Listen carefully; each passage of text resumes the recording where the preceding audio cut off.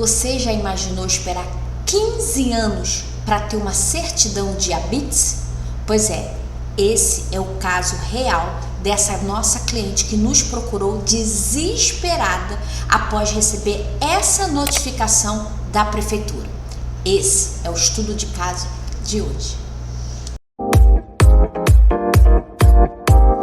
Olá, sou Tatiana Botelho, técnica em edificações há quase 30 anos, especialista em regularização de obras e imóveis e mentora de técnicos em edificações. E no estudo de caso de hoje, eu vou trazer esse caso desta cliente que estava com o processo parado desde 2010 e após receber a notificação da prefeitura, simplesmente não sabia por onde começar. E nós transformamos esse processo em um caso de sucesso. Porque hoje ela já está com a certidão de habites em suas mãos e você, técnico, vai aprender o passo a passo de como atuar num caso desse. Quando essa cliente nos procurou em 2022 com a notificação da prefeitura, porque o processo dela foi aberto em 2010 e simplesmente foi abandonado e esquecido lá no urbanismo. Ninguém procurava, ninguém dava a tramitação, ninguém cobrava a fiscalização e o processo ficou lá. Até que ela recebeu essa notificação, como eu já mostrei, e ela precisou desesperadamente, preocupada, em movimentar o seu processo, até porque ela tinha o interesse de ter a certidão de habites, mesmo o processo estando parado lá há 12 anos. Como que nós atuamos nesse caso? E é o que você, técnico, tem que entender antes de qualquer coisa.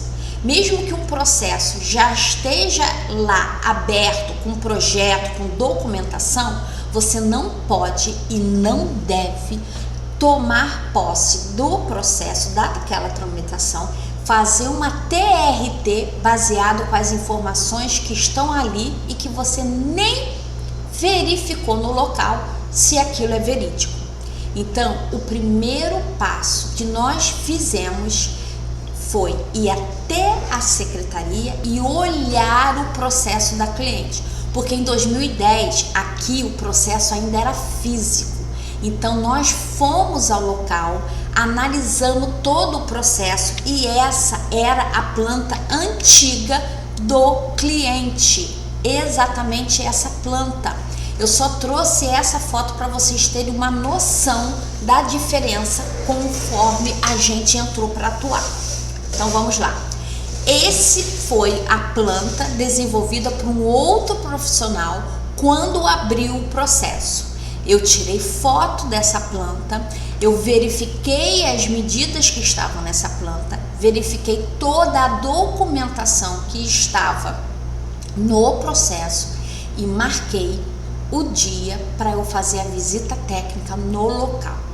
Chegando lá, eu verifiquei se tinha tido alguma alteração do projeto, porque uma planta que foi, um processo que foi aberto em 2010, uma planta que foi elaborada em 2010, será que é a mesma que está em 2022? Não teve nenhuma alteração de projeto? Será que a cliente não fez uma obra, não fez um puxadinho que alterou aquela planta que está na prefeitura? Então eu precisei sim fazer essa visita técnica para entender o que estava no local e se condiz ou não com o que estava a planta no processo da prefeitura. Então eu fiz essa visita técnica, eu conferi algumas medidas, eu verifiquei se algo estava de acordo com a planta ou estava divergente, isso tudo para eu fazer uma nova planta, um novo projeto. Agora, uma coisa que é muito importante, a casa foi aberta em processo em 2010. Em 2010 era uma legislação. Quando a gente vai legalizar ele em 2022, a legislação desse local mudou. Então, ela tem que se adequar à legislação do momento a que está vigente. Mas, Tatiana, foi construído em 2010 ou antes de 2010. Mas para a prefeitura, aquele imóvel não existe.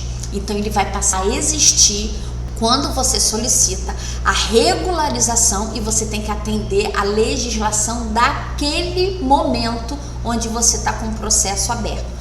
O processo está aberto em 2010, mas ela não teve licença de obra, eu vou mexer no processo agora, eu vou entrar no processo agora, então ela tem que atender a legislação de agora. No caso dela, a gente foi contratado em 2022. Mas se eu fui contratado em 2022, por que só agora ela tem a certidão de habites? E é o que eu vou te explicar. Nós fomos ao local com a planta, a cópia da planta da prefeitura e verificamos como é que estava o local, como é que estava o imóvel. E detalhe, esse empreendimento são duas casas, são dois irmãos que dividem o mesmo terreno com casas independentes, com entradas independentes.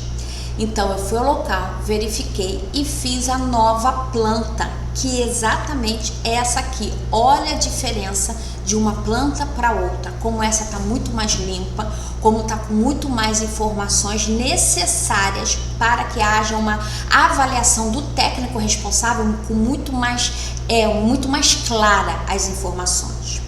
E ao fazer esse processo, a gente verificou que, vou até aumentar aqui para vocês, deixa eu ver se eu consigo ampliar aqui a tela, acho que ampliou um pouquinho. A casa, ela não atendia alguns parâmetros urbanísticos. Lembra que eu falei que ela tinha que atender à legislação atual? Então, ela não atendia alguns parâmetros urbanísticos. E com isso, taxa de ocupação, tá vendo? Tinha uma área coberta no muro que ela apoiou, então estava ocupando o afastamento frontal, tanto de um lado da rua como do outro. Quando existe um afastamento frontal e o imóvel é de esquina, o afastamento frontal em todo o contorno do imóvel precisa ser respeitado. E aqui não estava atendendo o afastamento frontal nem a taxa de ocupação. Então esse processo ele precisou passar por uma contrapartida, uma mais-valia. O que é isso? É quando você não atende a certos parâmetros urbanísticos e é como se você pagasse uma multa para a prefeitura por você ter feito uma construção fora da legislação. E o valor normalmente é alto. E no caso dessa cliente, ela parcelou em 24 vezes a mais-valia deles. No caso, são duas casas. Aqui é a entrada de uma casa, que entra por aqui o acesso, e aqui é outra casa que o acesso é por aqui. Então, eles parcelaram em 24 vezes o valor da contrapartida. Quando se parcela o valor da contrapartida, a licença de obra, o alvará, ele só é emitido após a quitação da contrapartida. Mesmo que o projeto já tenha sido analisado, que esteja tudo certinho, a prefeitura não emite a licença de obra nem o alvará. Ela aguarda a quitação da contrapartida para ela dar prosseguimento ao processo. Então, após as 24 parcelas, ela quitou a contrapartida, aí sim a prefeitura emitiu a licença de obra.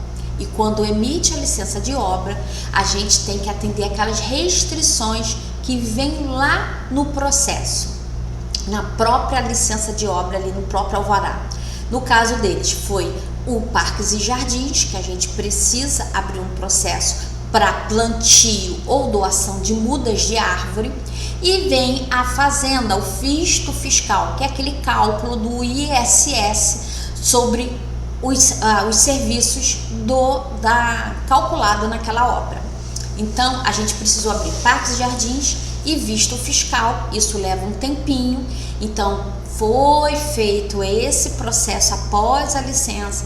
Depois de concluir todas essas restrições, a gente solicitou aí sim a vistoria para a certidão de habites. Para o vídeo, vamos lá. Antes de eu prosseguir com a parte mais importante, você já é inscrito aqui no canal? Então, por favor, se inscreva. Não esqueça de curtir e comentar com outros técnicos porque o YouTube vai entender que esse conteúdo é relevante e vai distribuir para mais técnicos. E para mim isso é muito importante, porque faz com que eu leve para vocês cada vez mais, traga estudo de caso, conteúdo e a importância do técnico e a valorização nossa no mercado de trabalho.